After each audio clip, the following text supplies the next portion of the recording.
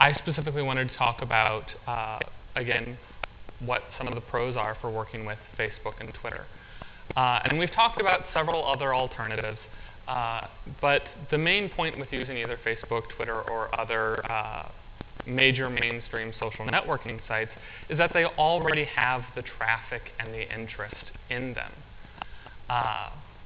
So that's a lot what I'm going to talk about today. I went through and just sort of made some quick points about some positive aspects to using these more popular social networking sites. I have examples throughout here. They're all from my own profile. I do rather eclectic things with my profile, including random bits of education within them. Had a comment from a friend once that said, "I always go to your profile to learn stuff." So the first bit is, tweets of knowledge. Those little snippets that you'll gain throughout the day. There are several times where I sometimes summarize a lesson after class, and people are suddenly going, "Oh yeah, that makes sense. That summarized it pretty well." Stuff like that. And that's something that you could do as a teacher with your classroom. It especially helps summarize something if a student was out sick or something. It also allows a student to ask a question about something outside of class. I was a little fuzzy on this or that.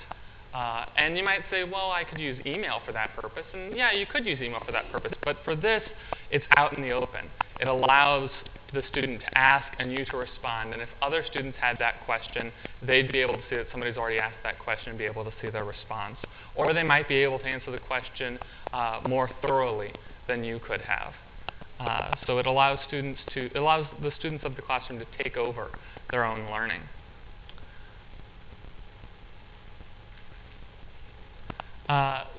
Sharing information as well. This will allow you to, a lot of times when you're coming up with a lesson plan, you'll say, oh, well, I wish I could get them to read this or view this or read this news article or whatever. And Facebook allows you to share stuff like that. And so it allows them to access this supplemental material on their own time with their own interest. It also allows you to, add learning aids and other stuff like that. Like I have a video up there from the TV show Hysteria, the invasion song that talks about, it's a short little song that covers all of the invasions throughout history. So, it's fun little stuff that you can do with this, little ways to get your students more involved and engaged with their learning. The last is grouping it together. Facebook allows you to add groups and stuff like that, and we've covered it a little briefly in this classroom about ways that you can do groups. And there are other stuff that you can do with it, with or without a group. Homework reminders. You brought that up with it, Edmodo as well. That you can remind people about homework, meetings, deadlines. I tag my main group here on campus all the time saying, hey, we have a meeting today. And there actually are people who show up to the meeting saying, yeah, I would have completely forgotten it had I not seen it on Facebook. You're also able to put up discussion boards on groups and pages.